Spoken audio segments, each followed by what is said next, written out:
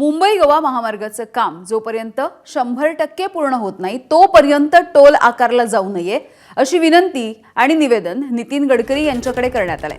गणेशोत्सवाच्या काळामध्ये देखील मुंबईकडून येणाऱ्या कोकणवासियांकडून टोल आकारला जाऊ नये अशी मागणी करण्यात आली आहे। रस्त्याचं काम 100% पूर्ण झाल्याच्या नंतर कोणीही टोल देऊ शकतो असं सुद्धा त्या म्हणाल्या। दरम्यान खारपाडा, सुकळी आणि चांढवा या रायगडमधल्या 3 टोलचं अंतर नियमबाह्य असल्याचं खासदार सुनील तटकरे यांनी केंद्रीय मंत्री नितीन गडकरी यांच्या निदर्शनास आणून दिलेलं आहे।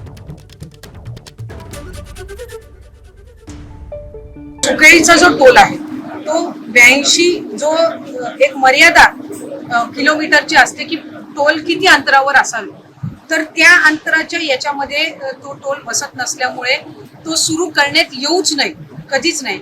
आज पालकमंत्री भरतशेठ गोगावले आम्ही त्या बैठकीमध्ये सुद्धा हा विषय घेतला आणि रस्त्याचं काम हे 100% पूर्ण होईपर्यंत आपण टोलची वसुली करू नये अशा पद्धतीचं आमचं निवेदन असणार आहे।